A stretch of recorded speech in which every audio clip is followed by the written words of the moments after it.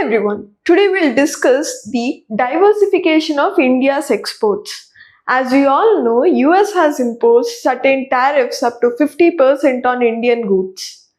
These tariffs have been affecting Indian exports to USA.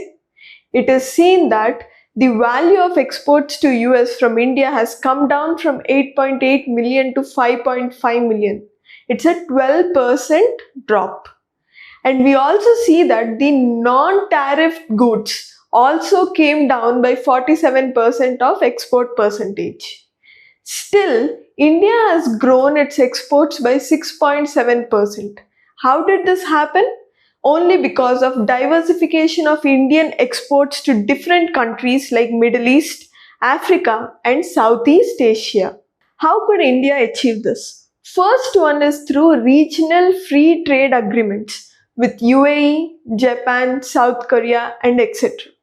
And the second one is the supply chain management.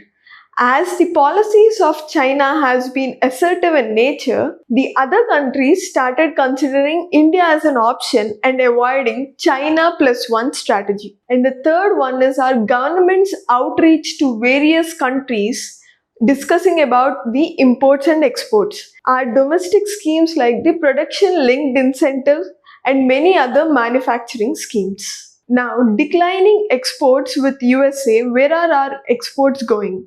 First one is there has been a 60% rise in maritime exports to China, Thailand, Vietnam from India. Basmati rice exports have seen a six-fold increase to Iran.